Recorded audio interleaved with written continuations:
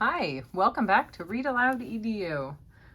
We're reading Finn's Little Fibs by Tom Percival. This is a big, bright feelings book. What happens when one little lie turns into a big problem? Let's find out. Have you ever read any of these books? Here's the title page.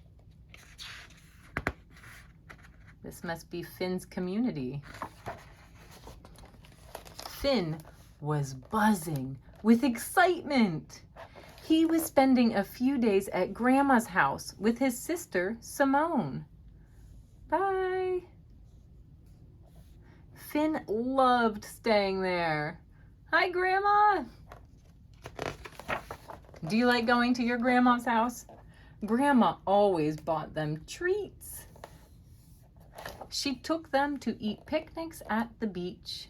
And she let Finn stay up a whole half hour later than usual.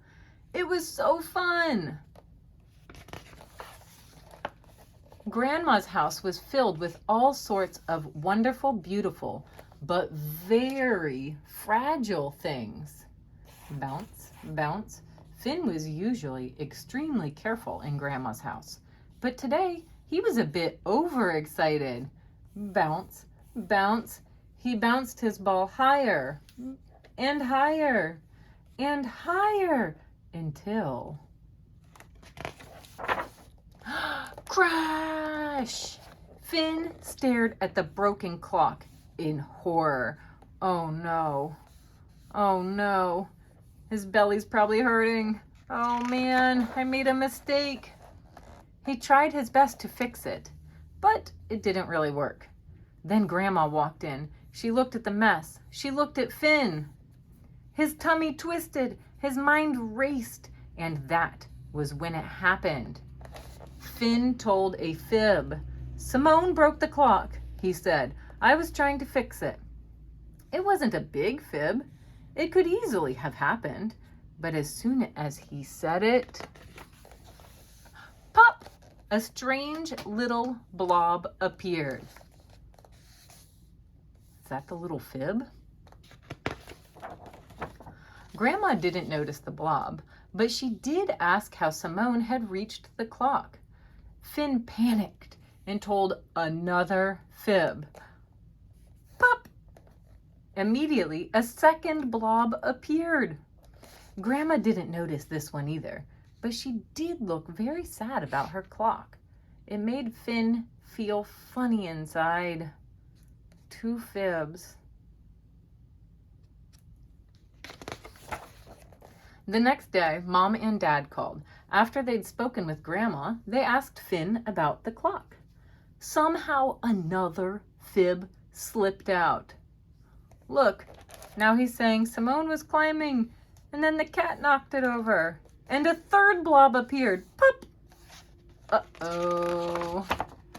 Now that he'd started fibbing, it felt impossible to stop.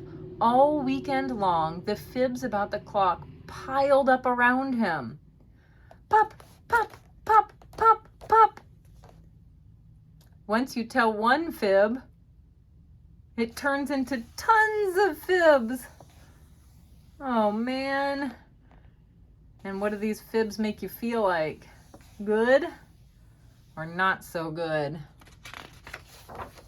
Finn couldn't snuggle on the sofa because the fibs all got in the way. He didn't want to play with Simone because the fibs made him feel sad. And he couldn't eat his picnic lunch because the fibs made his tummy feel strange. Finn felt awful. If only he'd never told that first fib. But he had, and it was too late to change that now. Or was it? There was one thing he could do. What is it? What could he do? He could tell the truth. Finn's face grew hot. What if Grandma got angry? The truth can make you feel nervous when you make a mistake. But he knew what he had to do. It was me, said Finn suddenly, the words tripping over themselves. I broke the clock. I'm really sorry. I blamed Simone. Oh. Finn heard a soft, quiet whoosh, and one by one, the whole crowd of FIBS vanished. How did he do that? All he had to do was tell the truth.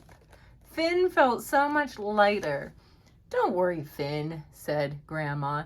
We all make mistakes sometimes. Thank you for telling the truth. After that, everything was back to normal. Oh, thank goodness. In fact, it was better than normal. It was the best trip ever. From that day on, Finn decided he would always try to tell the truth. And if, by mistake, a fib ever did pop out, as they sometimes do, then he told the truth right away. What was this fib? Okay, so my dad isn't a superhero. He said, my dad's a superhero. Pop. Well, maybe not like you see in the movies. Thank you for reading this story with me. We all fib sometimes. They pop out, and then you just have to fix it right away and tell the truth. Don't forget to subscribe.